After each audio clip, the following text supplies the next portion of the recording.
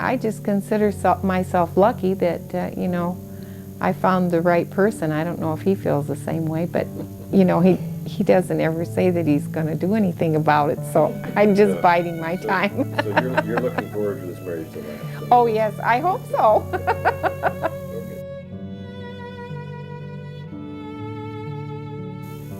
Okay, your children. Tell me about your children. You had a bunch of them. Yeah, and I'm, you know. Tell me about who they are. And I like all of my children. As you know, they're all different too. They all have certain things about them that are so neat, and I like all of them. Chris was our first one. Could you say her full name? Christine Marie Fitzpatrick. Now Milner. Yeah, and Tim was the second. Jeff. Timothy Arlen. Jeffrey Arlen. Renee Marie, now Melchior, and Dennis and Denise. Now they are the only two that are not married yet. And the only twins. Yeah, and they're twins, yes. And they're 27 now. So all the other ages are between. Can you remember when your first child was born?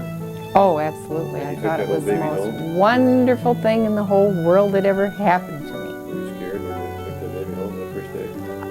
Yeah, I was, but you were so tiny. Yep. What are special memories of raising your children? And just having them all together. You know, I always liked them all in a group so I could see what they were all doing. Now they tell me terrible things about what they have done. That I didn't know about, and I think to myself, how do they live without me telling them not to do that? Well, then what is it like to be a grandparent? Oh, it's wonderful. That is really great. And I love, especially to have special days with each one separately, because when they're all together, I just don't have a chance to give them each special attention. You're bonding pretty well with all your little... Oh, yes. Oh, yes. Oh, sure. Yeah. Okay, Joan, I would like to move on to some of you. Do you have anything else you want to say about your family? No, except that, you know, having our family is probably the best thing that I can think of, because when we all get together, that we're a party by ourselves. We don't need anyone else, really, and we don't have to, you know, put on any airs. We can all be, and everybody has this humor about them that somebody's always getting kidded or something, you know. It's fun. Yeah, and we always have 50 cars in front of by our garage, you know, and the neighbors all make, you know, wonder if more people than two live in our house, because we always have some. Take a minute to tell me about that house, because you live on a hillock or a hilltop, and you have a barbecue in the backyard. Tell me a little bit about what that house has meant for the last. Well, you've been there 10 years. Well, gosh, it was a great place to raise our children, but now it's way too huge for two people. Just way too big, and we will one day, you know, get a smaller house. Although it's nice when they all come, because when it is a time when somebody is there, then everybody's there, and even though they live in town, they stay at our house. I remember the barbecues that when I visited there periodically in the backyard. They were just yep, it's like having our own park. Yeah. You know. Yep, and they all have their thing to do that they like to do. And you're really in the midst of the cornfields and so forth. Oh yeah, we're surrounded by the cornfields. Hi everybody, my name's Jeff and I'm Joan's middle son. And I wanted to thank everyone for coming to help memorialize my mom and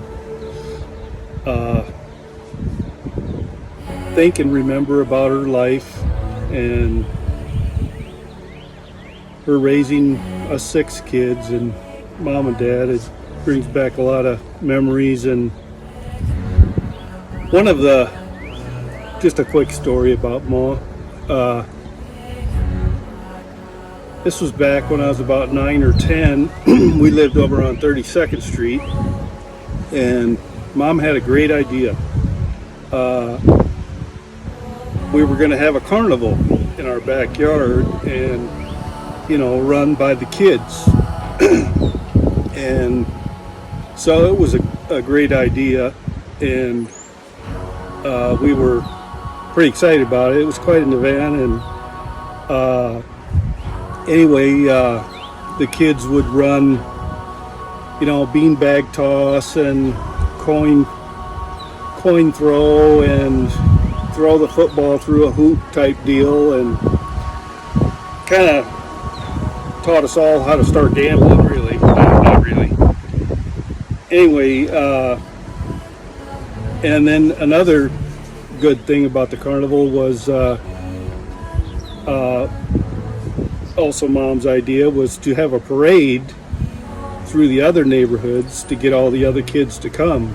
And it was a very, very fun deal. And we, something I'll never forget.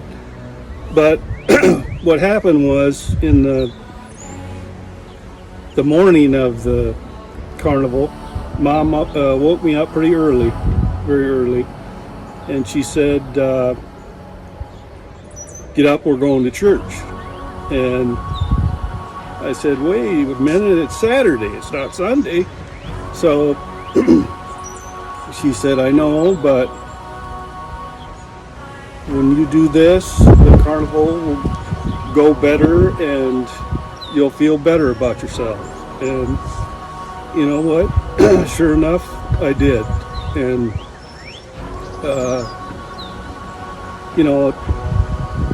went on to hopefully, been going to church here more often lately, but hopefully it's gonna have a good effect on my life. And there was many, many stories that took effect on my life, and I want to thank you, Mom, for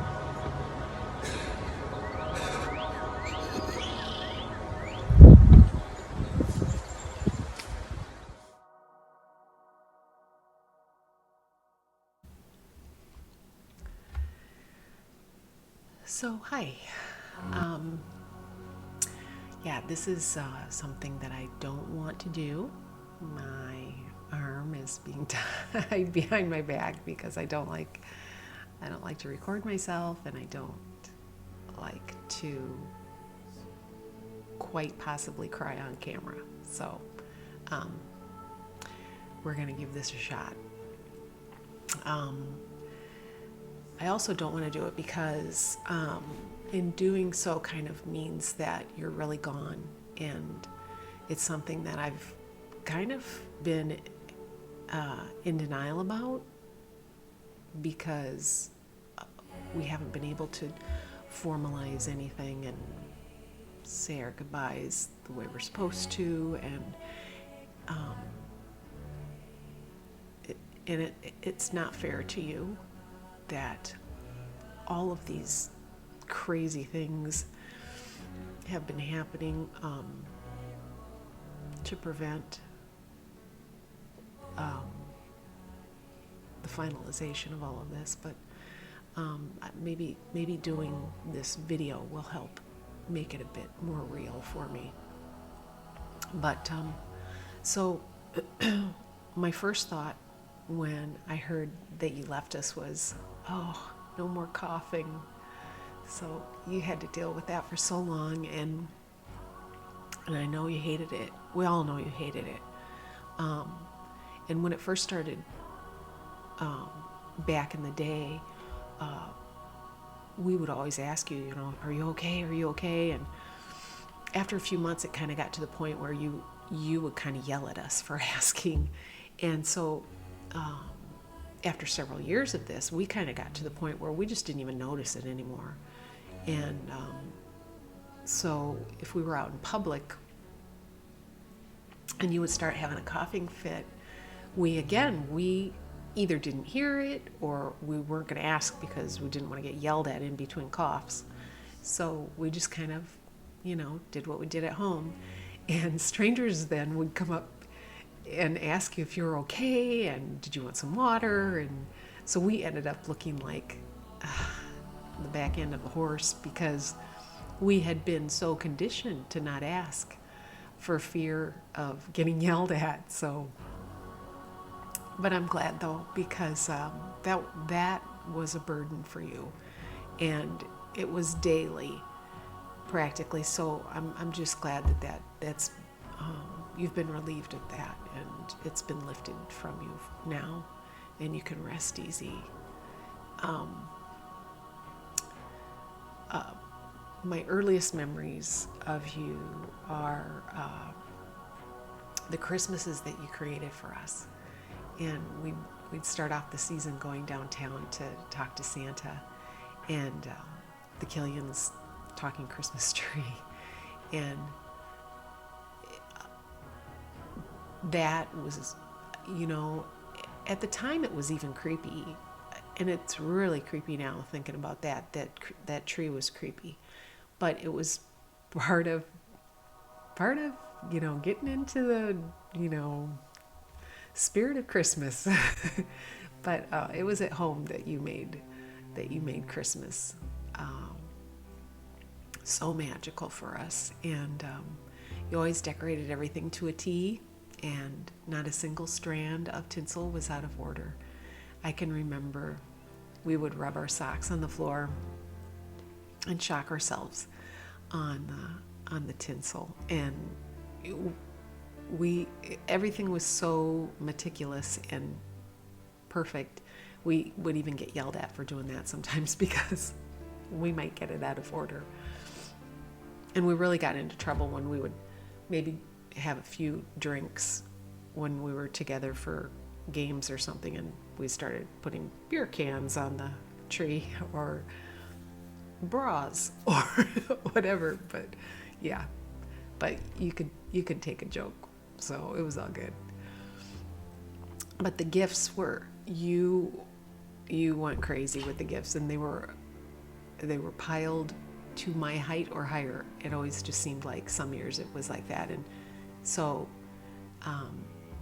for us, the obligatory Christmas story is when we were on 32nd Street, and you had a secret code for us, and so you would write the secret code for each of us on the perfectly wrapped gift and so this code designated who the gift belonged to, and so that we wouldn't shake the box. And then the year that Jeff and Dennis got a doll and Renee and I got a chess set. But for me, that was not the most memorable Christmas. My most memorable Christmas was the year we lost your dad. And in spite of that, we lost him on Christmas Eve morning. And we always celebrated Christmas Eve night because you liked the lights when it was dark. And so we still carried on, and you still had the gifts. You still had, in spite of all the months previous of caregiving for him, you still had time to shop and wrap gifts and probably even secret coded every gift. And it just, you never skipped a beat with that year, and really never any year you never skipped a beat. And so that wow, Christmases were awesome. They just were great memories. And the years went on, and we grew up, and our own families grew. So then you and Dad kind of stopped giving gifts for everybody, and then we started to exchange names instead. And you still decorated and began a new tradition. Chocolate-covered cherries. For several years, you'd pass out the Queen Anne's, and with each year, the tradition, the addiction, and the entitlement became more embedded in us with each passing year. And one year, when we finished all the chaos, and you kind of acted like you were done for the night. And then we kind of all realized, hey, where's our chocolate entitlement? And you were all coy about it, but we bullied you. And well, no, it was a loving intervention, and you finally gave up and went and found our chocolate.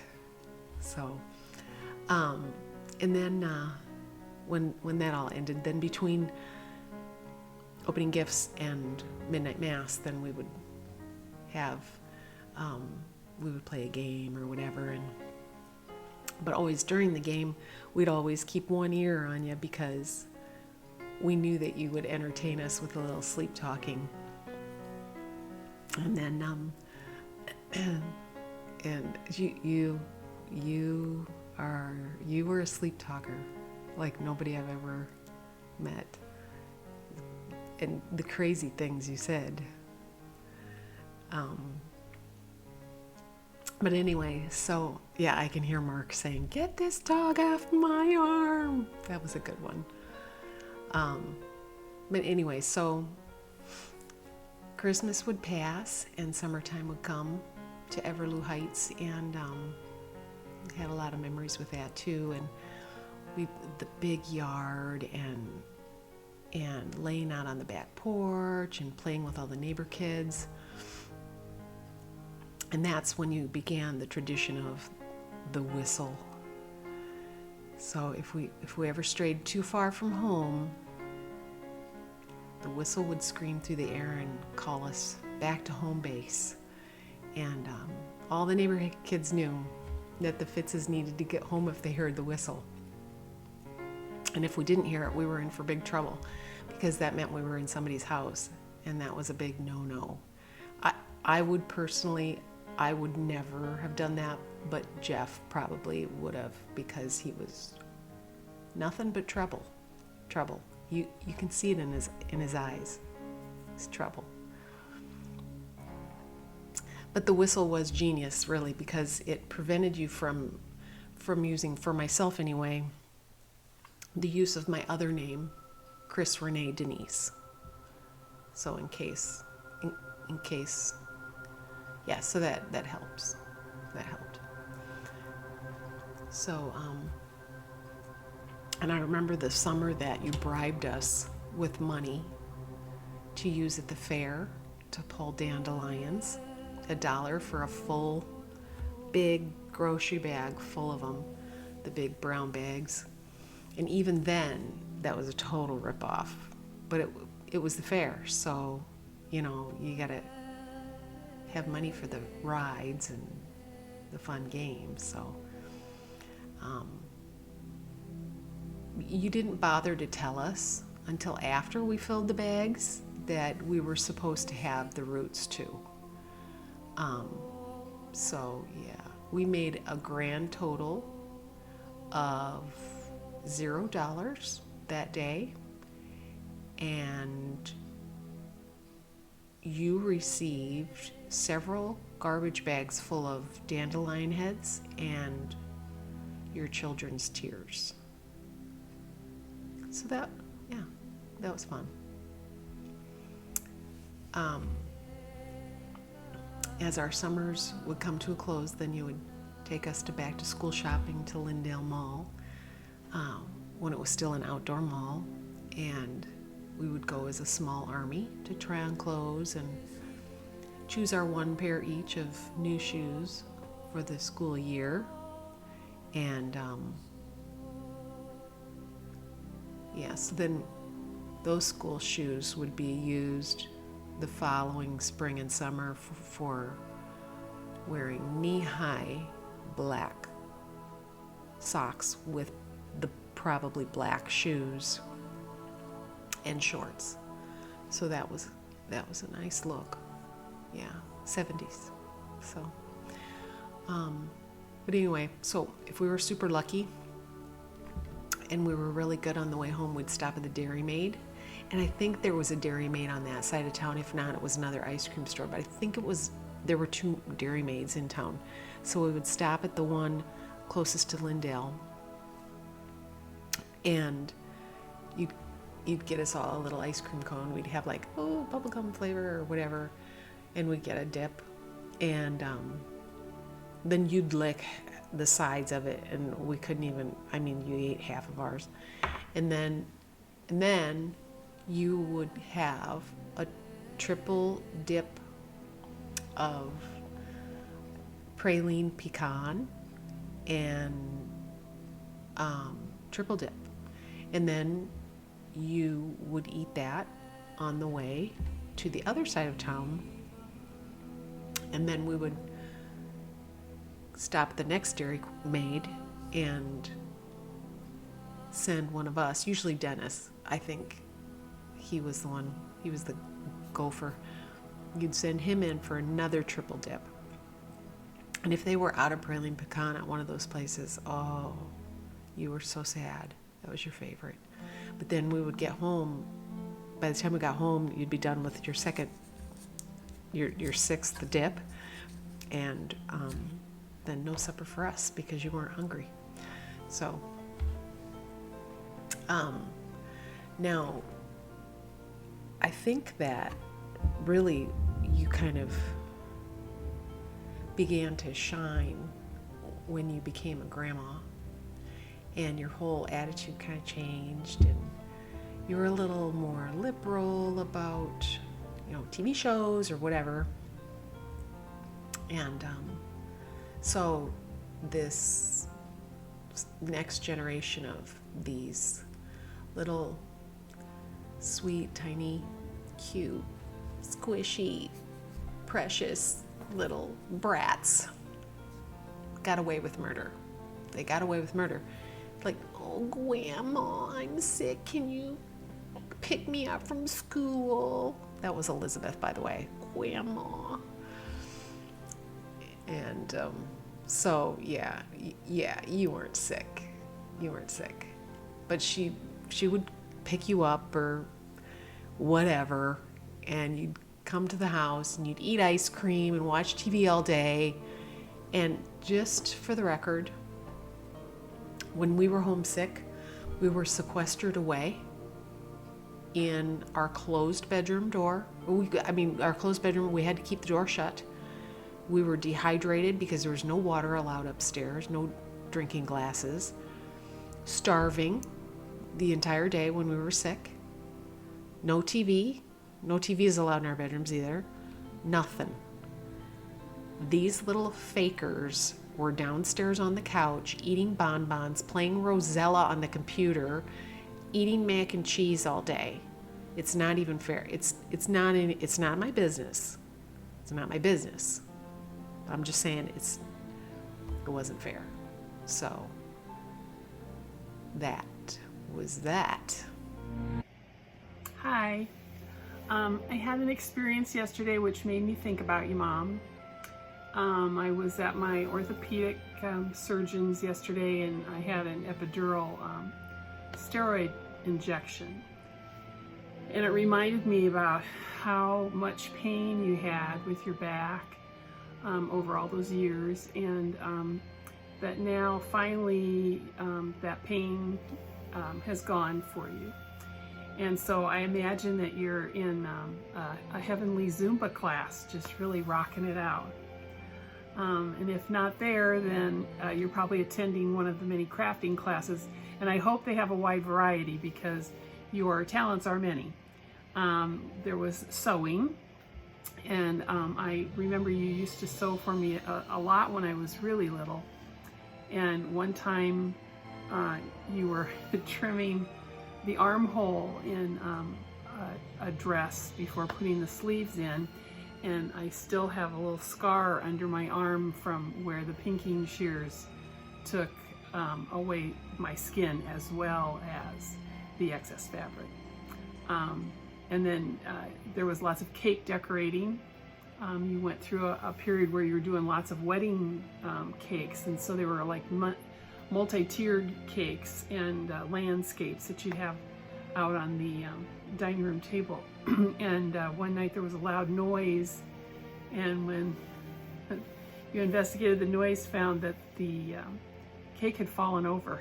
And so So your crafts always gave us a lot of anecdotes as well. You were way ahead of your time when it came to the DIY furniture craze. You were cutting legs off library tables and antiquing old furniture and creating your own planter boxes on wheels. So you were way ahead of things before HGTV ever got started. You were an impeccable gardener. You used to go out with that little scarf wrapped around your hair and work on all the plants in the yards. And when you lived up on Carousel Drive, the neighbors were always so intrigued with all your pagoda gardens and loved to come and take little tours. You had embroidery and you had cross stitch, toll painting, calligraphy. Then there was all the silk flower arranging, ceramics that led then into porcelain. And you did have some really beautiful porcelain dolls. There were some that were real beauties. But come on, your doll collections have to have probably been the creepiest of all your talents, because those things were just kind of scary. Sometimes you'd walk into that bedroom in Arizona and there'd be that whole line of odd dolls looking down on you while you were trying to sleep. And so you had an astonishing menu of crafts. I remember your baby's breath heart that hung outside your door at Villages, and whenever I would see that as we'd approach the door, it would always make me smile and remember the weekend that you drove to Ankeny and we went up to Ames and had a weekend crafting retreat, and that's when you made that plaque, and it just reminded me of that nice weekend that we spent together. More recently were the crafts that we all benefited from, and that was when you started making your 3D cards. We'd get all these beautiful cards for birthdays and anniversaries and special occasions. And the cards, then you would use your computer skills along with your crafting skills and your $1,000 library of crafting tools and rainbow of paper in all sizes and weights and colors and designs. Well organized too. So you were a beautiful, talented woman, and I'll think lovingly of you, especially when I see a woman in the summer walking down the street in a sweatshirt, or I see a group of kids who are all dressed in matching turtlenecks. And then every morning when I spread peanut butter on my toast, you'll know that I am hungry, because my mother taught me that if you won't eat peanut butter, then you must not really be hungry. So, I love you, Mom. You've left lots of memories for us to think back fondly on you. Hi, Mom. So, last couple months I've been kind of revisiting some things, and I have found that I guess I find a lot of you in me. I sound like you a lot when I'm talking to my kids, and I guess that's a good thing, maybe.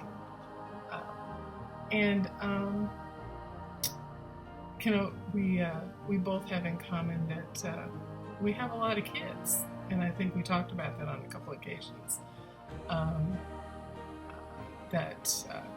We had a lot of kids, and then also that we had twins in common, which was always a fun conversation to have. I always got to glean a lot of tricks of the trade from you with the twins, and because I was the sibling right before the twins, of course, I had that also in common. Josiah is just 10 months older than my twins, and I was not that much older than Dennis and Denise when they came along. So there was a lot of similarities there that we got to, compare war stories or whatever. It was always interesting conversations. We had other things in common too. We both like to sew a lot. We both like to play around in crafts. Me, not as much as you. We both had had a passion for dolls. We both did. I loved yours. You got me started on some of the ones I do have. Megan loves dolls too, and now Kinsley has some that you've passed down to her, and she loves those also. And of course, old black and white movies, any kind of old movies. We could sit and talk for a couple hours on the phone just about old movies and movie stars. And if you were watching one, I'd turn the channel and we'd watch together for a little bit. It was fun. One thing we didn't have in common is I do have a love for dogs. You didn't like to have dogs in the house. We had Mona Me for a while, but you didn't really want any dogs in the house, and I can't have enough of them. So we did stray on that one. It was always fun. Dan and I, when the craft shows came up in town, Dan and I always liked to come over and help you get prepared, pack up, load our van up, drive it all over there and get you set up. And because I loved crafts too, I'd be wandering around. We'd come give you some breaks and run the booth for you a little bit. And then, we always loaded you up and brought you all back home too. But I remember one time we were out of town and Dan had a move on. We had to get back before the show was over so we could get you loaded up and get you back home. It was always a fun weekend. We enjoyed it a lot.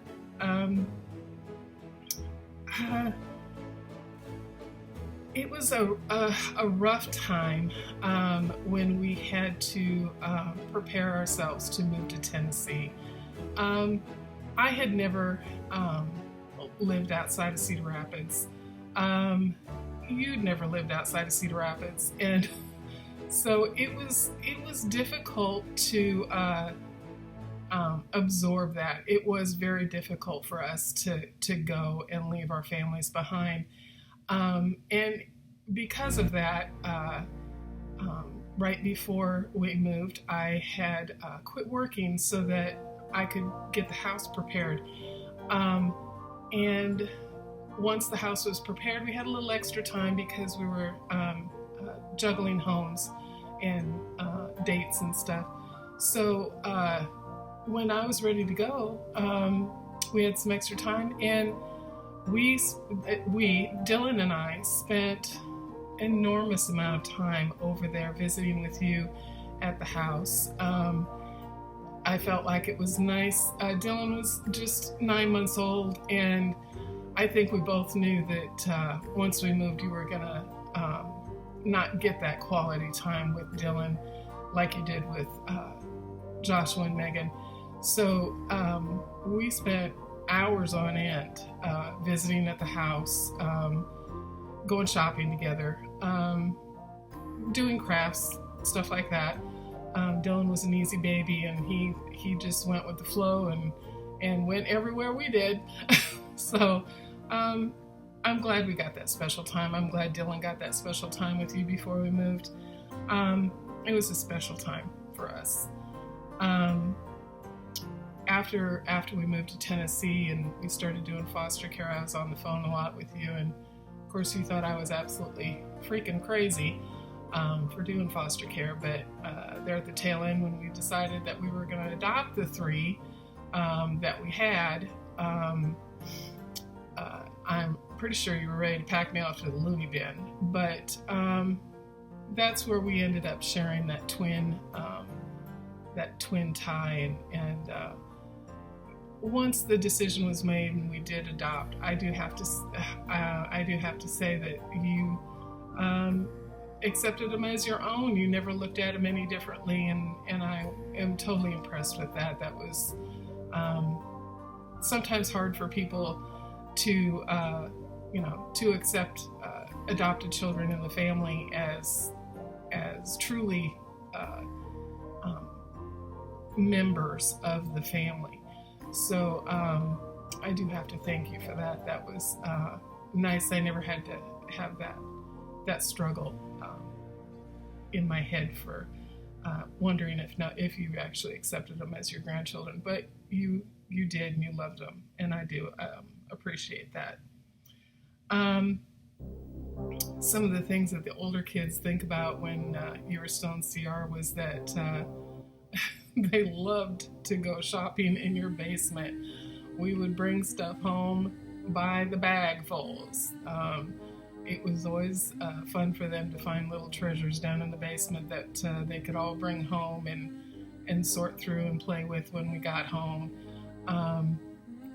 It was always an interesting day when they got to shop in the basement.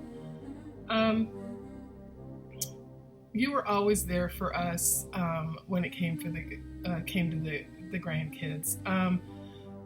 You never missed a heartbeat when Dan and I were both working and the kids would be sick, and you would always be there to make them a bed on the couch and have them sit there and watch movies with you until we got off work and could come pick them up. And and some days it was easier, and you would tell us just leave them overnight, and because they're not ready for school the next day. So they would stay a couple days with you sometimes, and it was nice to have that backup. Once we moved to Tennessee and obviously Texas now, that not having that relationship with somebody for your kids for backup, it was difficult, and it is difficult. It was nice to have you there for backup.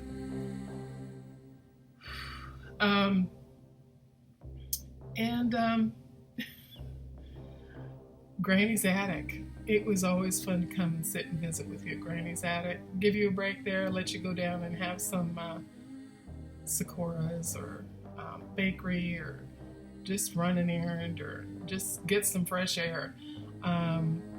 It was fun to run the store for you, and or just sit in the back and visit with you while we were doing greenware. It's always Megan even remembers going to Granny's attic a little bit. That's where we spent a lot of nice time there too.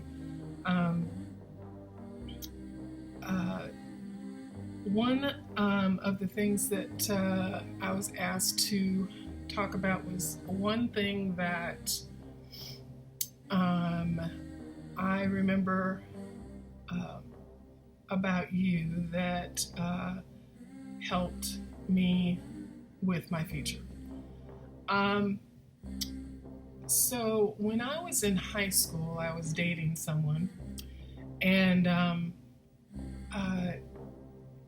of course I was young and stupid and didn't know a whole lot about relationships, but it was kind of an iffy relationship anyway. It was not anything really deep and long lasting. I knew it wasn't really going to be the one, but I was all dressed and ready to go, and sitting at the kitchen table with you having a chat, and Mom was reading the paper, and she said, "Oh, look, there's a craft show at I can't remember where it was. One of the ones she was in, but that you were in. But it was a craft show, and she said, why don't we go and go to the craft show?" And I said, well, I said, I'm really supposed to be waiting for him. He wanted to take me to the craft show, and you sat down and explained to me that that was not the way it was supposed to work. You're not supposed to just sit and wait on him when he's late. If he's not there, then it's time to go. So he was a couple hours late, and he hadn't called and he hadn't said anything. So I said, well, let's go. We'll go to the craft show together.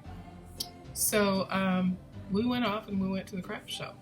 And we went to the craft show, and we went and wandered around, and sure enough, I looked up and there he was coming at us down the aisle, and he didn't look none too happy, and he looked pretty hot actually. And so he walked up to me and said, you know, what are you doing? Where are you supposed to be? You're supposed to be at your house waiting for me to come pick you up. And it kind of startled me that he was so angry about it. And I kind of took a step back, and Mom, you stepped right in there and took me by the elbow and backed me up a little bit, stood between us, and you went on to explain to him in no uncertain terms that your daughter was not going to be sitting around waiting on him when he was late, and that the tone of voice and the way he was speaking to me was not going to happen. I was visibly shaken by the situation, and it was uncomfortable, to say the least. He was drawing a lot of attention. And you handled it for me, which was nice because I didn't know what to do. And so we finished the craft show after he left. And we wandered around a little bit, and she could tell that I was still very upset. And so we went and did some shopping, some therapy shopping. Then we went back to the house and chatted for a little bit. But explained to me, you showed me and explained to me how I should be treated, and how what kind of person I should have been looking for. And in the long run, it made a huge difference on my decision on who I did end up with and marry. So I have to say that was probably a high point in my education from you.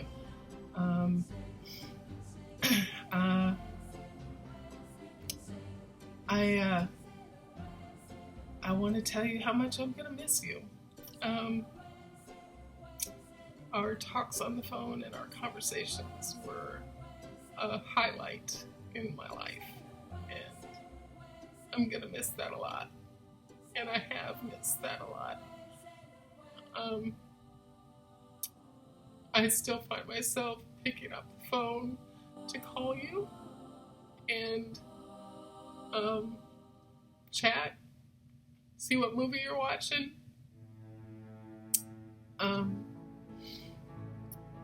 I am heartbroken that you didn't get to meet your great-granddaughter that was born right before you passed. A few days before you got sick, I had emailed her pictures to the nursing home, and they printed them out and laminated them and had them in your room. So you did get to see her, but you didn't really get to meet her, and I'm sorry for that. But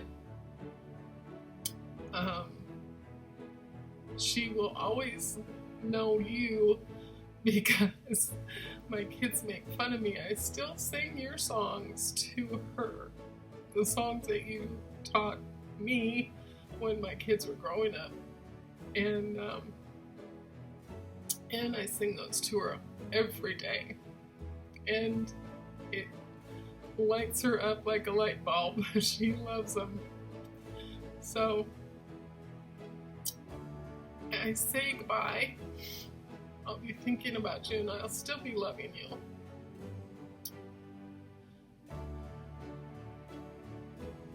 Thank you for everything. Anyway, I have I will always have little memories that'll always be with me about you, and like Aquanet, lots of it. I think Al Gore gave you a mention in his book. And if Dippity-Doo contributed to the global warming pandemic, you're to blame on that end as well.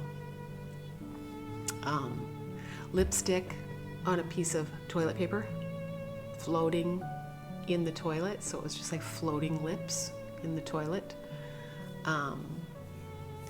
Washing your hair in the kitchen sink. Washing my hair in the kitchen sink. Braiding my hair. Oh my gosh. The pain that came with that. Your Japanese gardens. Poodling your trees. Tomato sandwiches. Warm toast with melted cheese for breakfast. Granny's attic. Thanksgiving dinners. And then after dinner, we'd all help you move into the craft booths at the Five Seasons craft fair. Station wagon. Dennis and I would sit backwards in the station wagon in the back seat. Jam-packed basement full of crafts with skinny little aisles. House coats. Sweatshirts with tennis shoes. Elmer's glue on the palm of your hand so we could see who could peel it off in one piece while you slept in your chair. Having a dishwasher, but still being forced to wash dishes by hand. You taking a college community course on how to use your new Amana microwave and not letting the boys ever stand in front or near it while it was running because it would give them penis cancer. Never mind the girls, just the boys. Don't worry about the girls getting any kind of cancer from the microwave. But anyway, I have so many flashes of silly memories that will always make me smile. We thought the best tribute to Mom should be done in the desert because Mom loved Sun City West. She loved her years in Sun City West. We're not a fan of Sun City West, so we came to Palm Springs instead. And it does remind me of the time that Mom, Dad, and Phil and Anna Mae all came to visit me in Palm Springs one time when I was out here on business. And here I am out here on business again. So let's see, what can you say about Mom?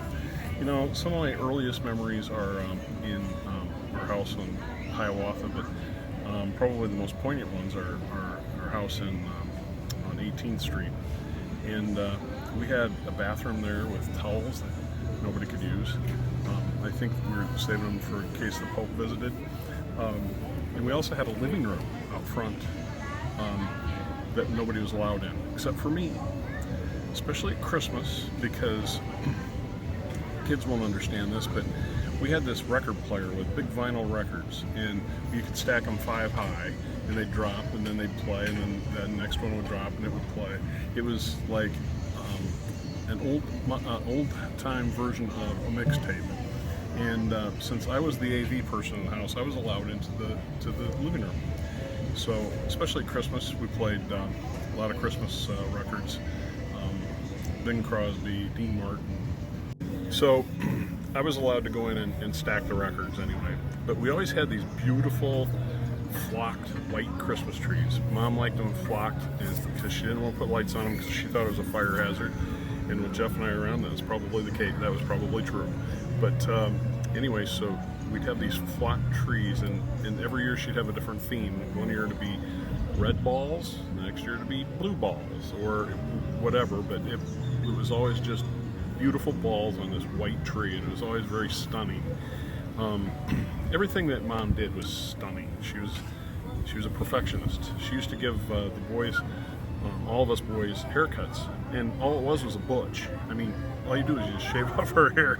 It took her a half hour, 45 minutes sometimes, just to cut her hair because she was a perfectionist. But it showed in everything that she did. She was a very, very creative lady. A gene that I did not inherit at all, but she was a very creative lady. Everybody remembers her flower arranging. ceramics. She did calligraphy for a while. She made cards, greeting cards, and everything she did, you could see all of the attention to detail. She was a very special lady that way. Because of all of the crafts and arts and crafts and things that she did, she accumulated a lot of raw materials, let's say. And one of the girls' favorite things, my girls' favorite things, was when they went over to Grandma's and they got to go in Grandma's basement and shop. And they'd take home their own raw materials to do their own arts and crafts, or do them with Grandma at the table. But, and again, it was all that creativity and that attention to detail. And all of that attention to detail, she also tried to pass on to her grandkids. And along with the creativity stuff too. There's a lot of times that they sat around the kitchen table on Everloo and worked and worked and worked. And it was so much fun to come and pick the kids up from a babysitting date or something and see what they created that day. Still to this day, I got Abby's little dragon, ceramic dragon, in my office on my desk. I'm glad that my kids had that time with her too, and I enjoyed the time that we had with them. The times in Vegas,